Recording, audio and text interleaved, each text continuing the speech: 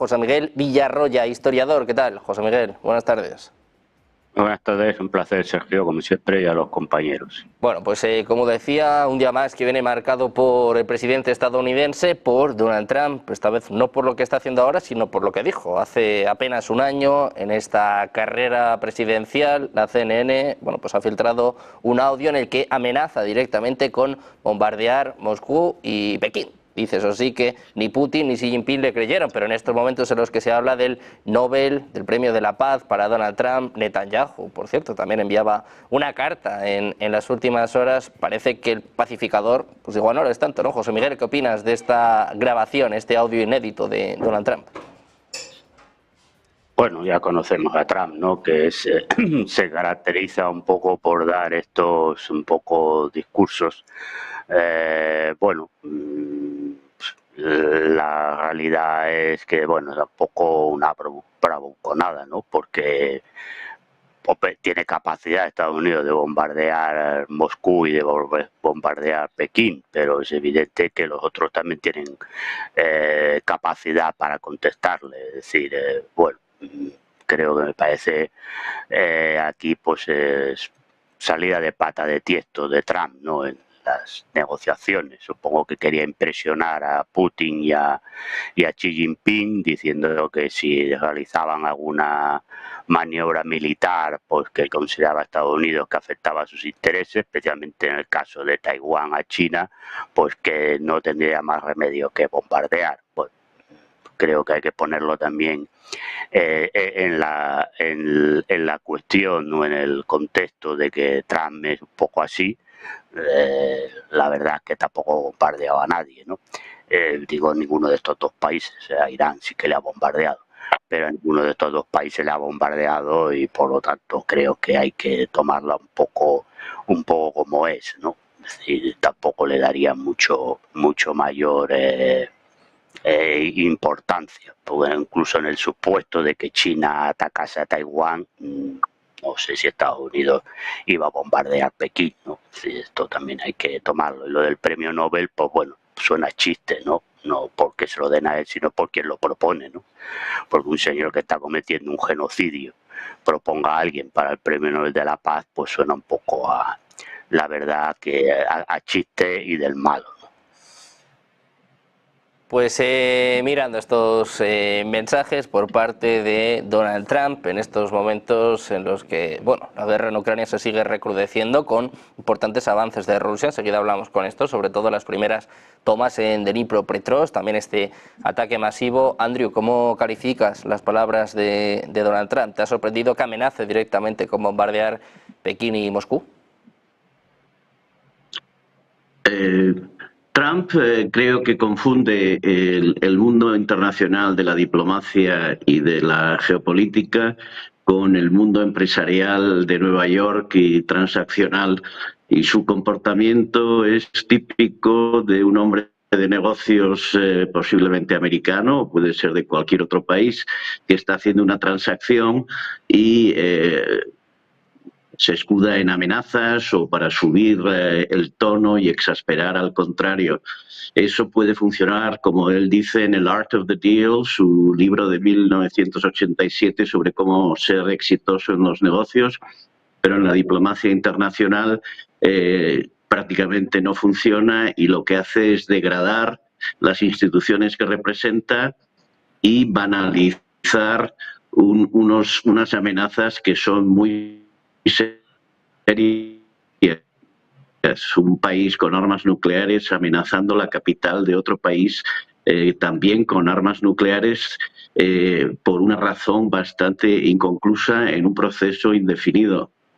La personalización de la diplomacia norteamericana y de las transacciones con otros países en una persona como Trump, y que delegue en un amigo suyo de hombre de negocios sin experiencia, desautorizando al Departamento de Estado y a todos los expertos, es preocupante, porque hasta ahora creo que hemos tenido suerte en que solo ha quedado en balandronadas y en brindis al sol, y no se ha traducido en una respuesta real y una escalada de crisis. el refrán imperante se llama TACO, que es Trump always chickens out.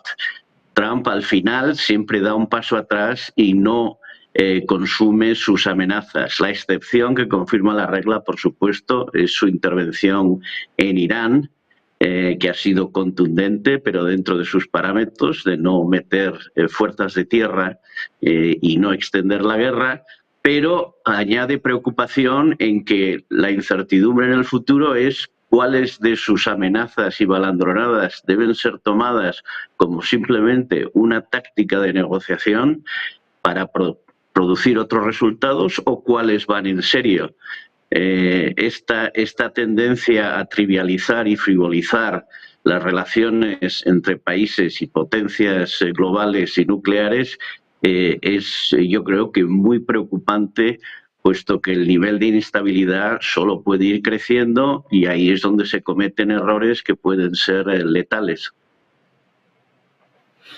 Bueno, pues pendientes de Donald Trump, precisamente, estábamos hablando del presidente de Estados Unidos que vuelve a cargar contra la Reserva Federal. Otra vez, sí, vuelve a atacar contra Jerome Powell. Dice el presidente de Estados Unidos que los tipos de interés son al menos 3 puntos porcentuales superiores a los reales. También ha reiterado acusaciones en torno a Jerome Powell. Dice que está costando a Estados Unidos 360.000 millones de dólares por punto al año en costes de refinanciación. Están viendo precisamente el mensaje por parte de Donald Trump. Dice: nuestra tasa de interés federal es a menos 3 puntos más alta. Demasiado tarde, así es como llama Powell, le cuesta a Estados Unidos 360.000 millones por punto al año en costes de refinanciación. Dice Trump: sin inflación las empresas están yendo a Estados Unidos, el país más caluroso del mundo. Bajen los tipos de interés. Nuevo mensaje por parte de Donald Trump, que no solo tiene para la Reserva Federal, también vuelve a avisar a los BRICS. Dice que cualquier país que se alinee con las políticas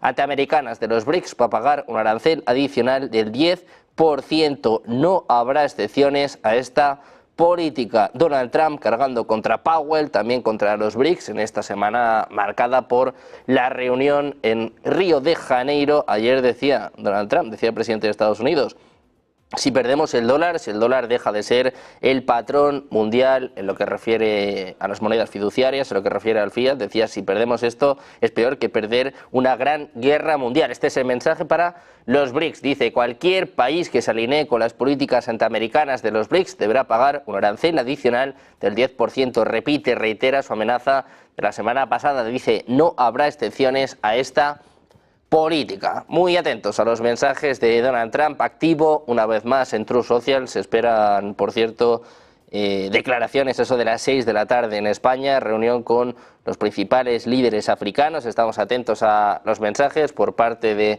Donald Trump, también a este audio filtrado.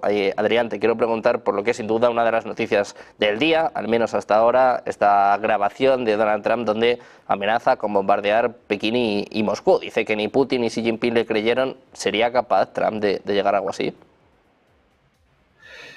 Bueno, vamos a ver, como ha dicho Andrew, yo creo que es un estilo de gestionar la diplomacia internacional que seguramente hace bastante daño a Estados Unidos a largo plazo por pérdida de la propia imagen del país y también dentro de su presidencia por pérdida de su propia credibilidad. Es decir, utiliza Donald Trump lo que se llama la estrategia del loco, es decir, soy muy fuerte y tener mucho cuidado conmigo porque como estoy totalmente loco, pues puedo reaccionar de formas imprevisibles, ¿no? Lo que quería realmente obtener con aquellas amenazas a las que ahora está haciendo referencia, él mismo lo ha reconocido. Es decir, cuando dice que tuvo éxito, aquellas amenazas tuvieron éxito en un 10% y aquello fue suficiente, y aunque hubiesen sido un 5% también hubiera sido suficiente, pues ya está diciendo que en realidad lo que buscaba era simplemente un efecto de credibilidad muy inferior al que sus palabras proyectaban. pero es que esta ha sido una constante, es una constante en esta segunda presidencia, claro, que es algo muy distinto de si vamos al fondo, ¿no? Si nos atenemos al fondo de la cuestión y a esa propuesta a la que habéis hecho referencia de nombramiento para el Nobel de la Paz, vamos a ver, tenemos hechos claramente contradictorios. Sí parece que la influencia de Trump ha sido importante para detener el conflicto entre India y Pakistán. Y estos dos países de alguna forma lo han reconocido de una forma u otra. En el caso de Oriente Medio ha tenido políticas claramente contradictorias.